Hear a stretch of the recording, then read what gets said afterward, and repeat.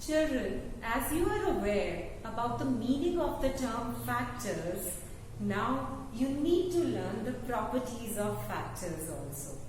The first property of factors says that 1 is the factor of every number.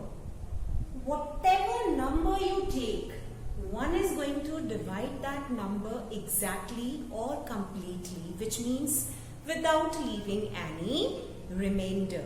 So that is why we say that 1 is the factor of every number, or 1 is the universal factor of all the numbers.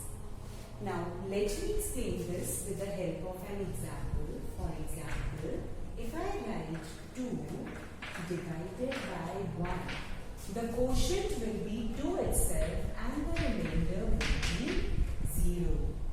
If we divide 543 by 1, the quotient will be 543 and the remainder will be 0.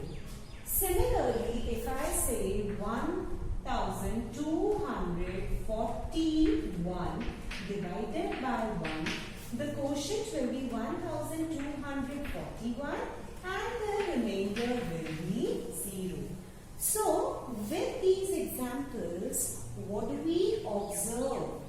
We see that 1 can divide each of these numbers completely without leaving any remainder, and that is why the property is 1 is the factor of every number.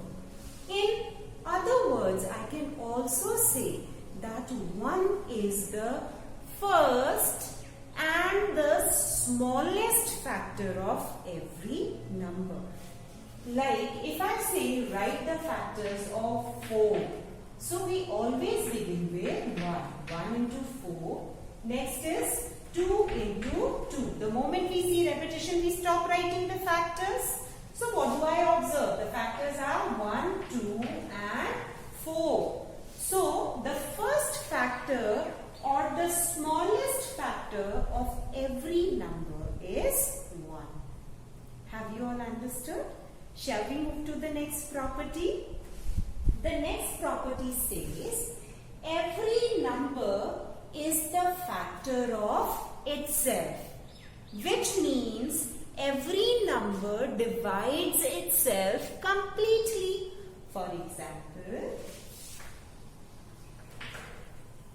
39 divided by 39 will give you 1 and the remainder will be 0. Similarly, 8 divided by 8 will give you the quotient as 1 and remainder will be 0. Or I can say 2930 divided by 2930 will give you the quotient as 1 and the remainder will be 0. So what do we see? That every number is an exact divisor of itself. So every number is the factor of itself. Have you all understood?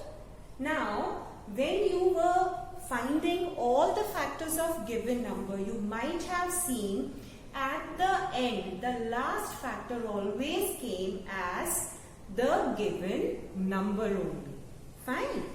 So, the third property states every factor is either less than or it is equal to the given number. If I write here the factors of 15, how do we write the factors of 15 beta? It is 1 into 15, 3 into 5. Fine. These are the factors of 15. If I write the factors of 15 here, what will they be? 1, 3, 5 and 15.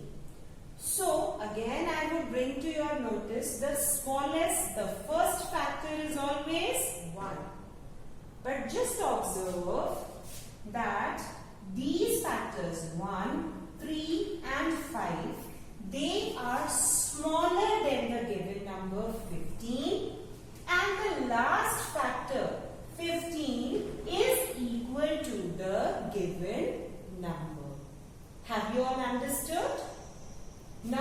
will move to the next property.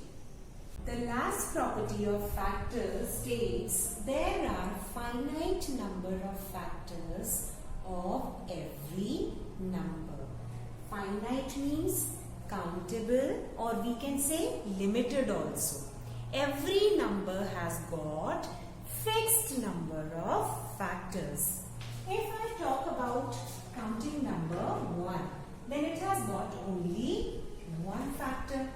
2 has got 2 factors. 3 has got 2 factors again. 4 has got 3 factors. Okay. So, the number of factors of any number would be limited or fixed. Have you understood? When you find the factors of a number, the first factor of every number is 1 and the last or the largest factor of every number is the number itself. There might be some in between, but the first and the last are fixed. So, in a way we can say that every number has got fixed number of factors. I hope this is clear to everybody. Let's recapitulate. The first one says 1 is a factor of every number. In other words, I can also say the first and the smallest factor of a number is 1. The second property was every number is a factor of itself. That means every number divides itself completely or exactly. That means without leaving any remainder. The third is that the factors of a number are either smaller than the given number or they are equal to the given number. And the last property is there are finite number of factors of each number. I hope this is clear to everybody.